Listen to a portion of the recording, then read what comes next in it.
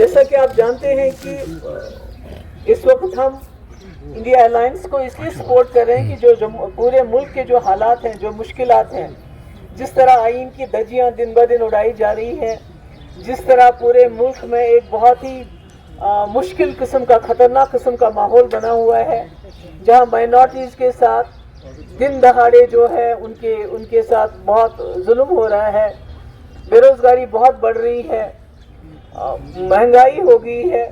تو اس لیے ہم نے سوچا کہ ہم اس پارٹی کو، اس الائنس کو ساتھ دیں گے جو جموں کشمیر کے جو ہمارے حالات ہیں اس کو بھی مد نظر رکھ کے آگے چل کے جو ہے صحیح فیصلے لے سکے. تو یہاں بھی ہم نے کوشش کی تھی، جیسا کہ آپ سب لوگ جانتے ہیں.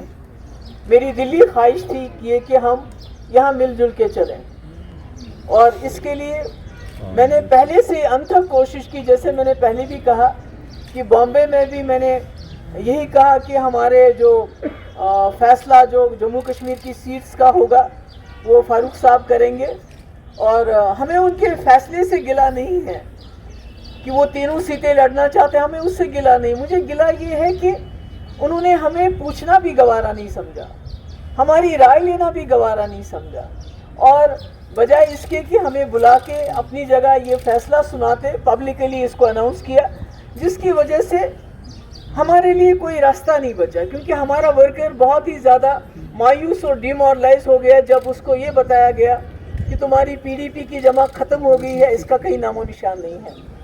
تو آج آپ سب جانتے ہیں کہ جو ساؤتھ کی کانسٹیٹوئنسی ہے، اس میں کشمیری، میرے گجر بھائی، میرے پہاڑی بھائی، ہمارے ہندو لوگ جو راجوری کے علاقے، نوشہرہ کے علاقے، میں سب کو گزارش کروں گی، میری سب سے گزارش ہوگی کہ اس وقت جموں کشمیر بہت مشکل حالات سے گزر رہا ہے.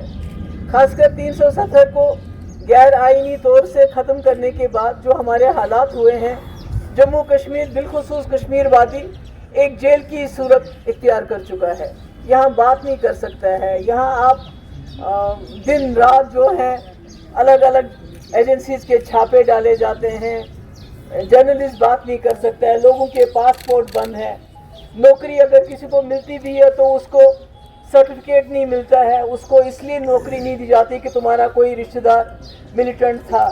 تو بڑا مشکل ماحول ہے. تو ایسے میں بات کرنا بڑا مشکل، بات کرنا ہی جرم بن گیا ہے. اگر کوئی بات کرتا ہے تو وہ اس کو سمجھا جاتا ہے یہ کوئی اینٹی نیشنل کام کر رہا ہے. آپ نے دیکھا کہ ہماری بجلی کا کیا حال ہے، میٹر لگے ہیں، اتنی بجلی فیس 10 گنا ہوگی، بجلی کہیں نہیں، مگر اس کا بھی لوگوں کو اتنا بڑا بوجھ ڈالا گیا. تو ایسے میں مجھے لگتا ہے کہ کسی نہ کسی کو تو بولنا پڑے گا. تو پچھلے 5 سال سے بھی ہم نے کوشش کی کہ جموں کشمیر کے جو مصیبت زدگان ہم لوگ ہیں، ہم سبھی لوگ ہیں، کیونکہ میں نے بھی وہ سہا جو ایک عام انسان نے سہا. بند بھی ہو گئے، پی ایس اے بھی لگا، پاسپورٹ بھی بند کیا گیا، گھر سے بھی نکالا گیا، ای ڈی نے بھی بلایا، اور یہاں وحید رحمان پرا ہے.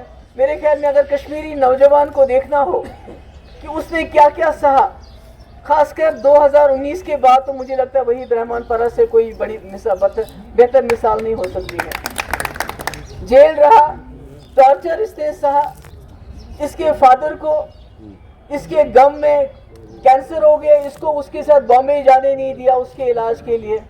اس کا بانجا دلی میں موت اور زندگی کشمکش میں تھا، اس کو وہاں جانے نہیں دیا. تو مجھے لگتا ہے یہ ہمارے گھر گھر کی ٹریجڈی ہے، کیونکہ اس وقت جو ہمارے ہزاروں کی تعداد میں نوجوان ملک کے دوسرے جیلوں میں ہیں، وہ کوئی بھی ان میں سے صحت مند نہیں ہے. کافیوں کی صحت بہت خراب ہے. جیسے میں بار بار ذکر کرتی ہوں ملک ناگ اننت ناگ کا جو ایک لڑکا جس کو 3rd سٹیج میں اس وقت کینسر ہے، وہ کہتے ہیں اس کو یہاں نہیں لاتے. تو یہ ساری مشکلات ہیں. ہمارے فیاض میر صاحب ہیں جو ہمارے راجیہ سبھا ممبر تھے، کسی وجہ سے جو میں نے ان کو یہ کہا تھا کہ آپ جب 2019 میں 370 ختم کیا گیا تو آپ کو استعفیٰ دینا ہے، تو انہوں نے استعفیٰ نہیں دیا، تو میں نے ان کو پارٹی سے تب خارج کر دیا تھا. تو اب چونکہ یہ ان کو بھی پچھتاوا ہے کہ جو ہوا غلط ہوا، یہ واپس آ گئے ہیں، اور ان کا بھی اپنے لوگوں میں ان کی بھی اپنی جو ہے ایک ساخت ہے، جوان ہے، کیونکہ لوگ ینگ لوگوں کو دیکھنا چاہتے ہیں. میں تو چاہتی تھی کہ اگر میری جگہ کوئی دوسرا ہوتا جو ینگ ہوتا تو ہم اس کو بھی کھڑا کر سکتے تھے، پر چونکہ لگتا ہے کہ دلی والوں نے تمام جو طاقت ہے وہ ساؤتھ کی جو کانسٹیٹوئنسی ہے ہماری اس میں لگا رہے ہیں، سب کو وہاں کھڑا کرنا چاہتے ہیں، کسی کو ڈائریکٹلی کھڑا کر رہے ہیں، کسی کو انڈائریکٹلی کھڑا کر رہے ہیں۔ تو میں نے مناسب سمجھا کہ یہ جیسے میں کہتی ہوں میں فائٹر ہوں اور مجھے اپنے ورکر پہ یقین ہے، تو میں نے سوچا یہ چیلنج قبول کروں میں اور میں وہاں لڑوں اور اپنے جو ہمارے لوگ ہیں، چاہے میرے کشمیری ہیں، چاہے میرے گجر بھائی ہیں، چاہے میرے پہاڑی ہیں، چاہے میرے سکھ ہیں، سکھ بھائی ہمارے بہت ہیں، ہمارے ہندو بھائی ہیں، سب کو گزارش کروں کہ آپ پارلیمنٹ میں ایسی آواز پہنچائیے جو جموں کشمیر کے مسئلوں کے بعد کے بنا کسی خوف کے بے باکی سے بات کر سکے، ترجمانی کر سکے۔ بہت بہت شکریہ۔ بابا جی، آپ نے ایک بات کی کہ آپ جموں میں کانگریس کو سپورٹ کریں گے۔ میرا پہلا سوال کیا کانگریس آپ کو سپورٹ کہیں پہ کرے گی؟ نمبر 1۔ نمبر 2، آپ نے سوال کرا کہ وقت ترجمے نہیں، اسی کے ساتھ کنیکٹ ہے۔ دوسرا سوال میرا یہی ہے کہ آپ لوگ یہاں پہ جس طرح سے بات کریں کہ سب جماعتیں ہم یہ کریں گے، منشور کوئی بھی پارٹی نہیں دے رہی ہے، آپ کی پارٹی کا کوئی منشور ہے؟ نہیں، دیکھیے سب سے پہلے تو میں نے کہا کہ ہم نے کانگریس کی جو الائنس جو ہم نے اس کے ساتھ ہاتھ ملایا، ان کا سپورٹ کیا ہے، اس لیے نہیں کیا ہے کہ وہ مجھے سپورٹ کریں یا نہیں کریں۔ مجھے الحمدللہ اپنے لوگوں کے اوپر بھروسہ ہے، ان کے سپورٹ کے اوپر بھروسہ ہے، وہ کس کو۔ اور دوسرا میں تو اس وقت آپ کے ذریعے چاہے نیشنل کانفرنس کے میرے لوگ ہوں، چاہے کانگریس کے میرے لوگ ہوں، پی ڈی پی کے تو میرا ورکر میرے ساتھ ہے، میں ان سے بھی گزارش کروں گی، اپیل کروں گی۔ اس وقت جموں کشمیر بہت مشکل حالات سے گزر رہا ہے، میری آواز کمزور ہے، جب تک آپ میری آواز کے ساتھ آواز نہیں ملائیں گے۔ تو اس میں کانگریس اور پی ڈی پی کی باتیں میں نیشنل کانفرنس کو بھی گزارش کرتی ہوں، ورکرز کو گزارش کرتی ہوں کہ ساتھ دیجئے تاکہ جو جموں کشمیر کی اس وقت ہماری تکلیف ہے اس کو ہم دلی کے دربار تک پہنچا سکیں۔ اور دوسرا آپ کا سوال تھا؟ میرا سوال یہ کہ منشور کیا ہے آپ کی پارٹی کا؟ منشور ہمارا سب سے بڑا یہ ہے کہ جو پچھلے 5 سال سے میں جموں کشمیر کی سرزمین پہ کرتی آئی ہوں، یہاں کے لوگوں کی آواز بنی ہوں، جب یہاں کے ٹرائبلز کو گھروں سے نکالا، یہاں کے لوگوں کو زمینوں سے باہر نکالا، تو محبوبہ مفتی دلی پہنچ گئی، پارلیمنٹ کے اندر نہیں تھی پر پارلیمنٹ کے باہر میں نے دھرنا دیا۔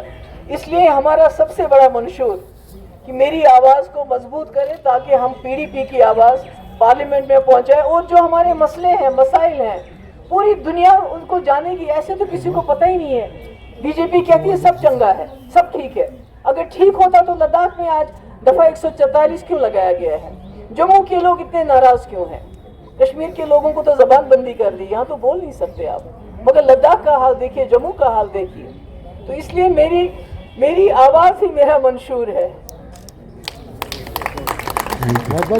جہاں بھی آپ گئی آپ کا بہت انہوں نے ویلکم کیا، تو آپ اپنی طور پر کیونکہ تجربہ بھی آپ کے پاس ہے، اتنا ٹف اسٹیٹ چلایا بھی کافی سال، آپ کیوں نہیں اپنی طرح سے پہل کرتے ہیں کہ انڈیا گٹھ بندھن جو ہو مضبوط ہو، اس میں وہ کوئی چیلنج دے پائے جو ہے بھارتیہ جنتا؟ ارے ہم ہمارا یہاں گٹھ بندھن مضبوط نہیں کر سکے۔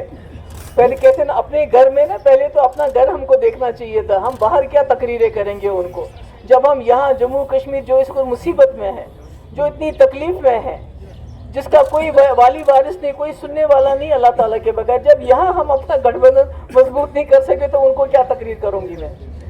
کل ایک ویڈیو سامنے آیا تھا جس میں بی جے پی کے توہین شوق صاحب سرکار کون اور آتا سے ان کے ریزیڈنس پر ملے۔ یہ تو آپ نے تو آزاد صاحب کو گنا ہی نہیں، آپ نے بی جے پی کا کھاتا تو بتا دیا پر آزاد صاحب کو نہیں گنا، آپ نے اس کو کیوں نہیں گنا؟ وہ تو بی جے پی والے کہتے ہیں ہم ان کو سپورٹ کریں گے، فل سپورٹ کریں گے، تو یہ تو جمہوریت تو ایک it's a battle of ideas, اس میں تو کوئی بھی کسی کے خلاف لڑ سکتا ہے، میرا یہ تو کوئی ذاتی لڑائی نہیں ہوتی ہے، یہ خیالات کی جنگ ہے۔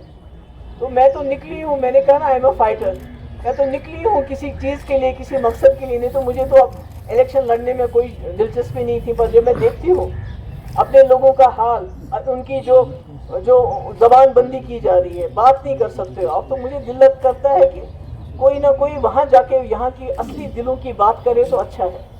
میم ابھی تک جس طرح سے آپ کولیشن میں جو ہے یا ایج بی جے پی کو مل سکتا ہے؟ دیکھیے یہ تو ایج کی بات نہیں ہے، یہ تو میں نے تو کہا نا، میں نے تو فاروق صاحب کے ہاتھ میں ہی سب کچھ رکھا تھا، میں نے تو انہی کے اوپر ڈال دیا تھا کہ یہی ذمہ واری، میں تو کہتی ہوں اگر ان کو تینوں لڑنی ہوتی، کم سے کم हमारे पीडीपी के वर्कर की बेइज्जती ना करते, वो ये क्या कि पीडीपी का कहीं नामो निशान ही नहीं है, ये सिचुएशन ही नहीं होती।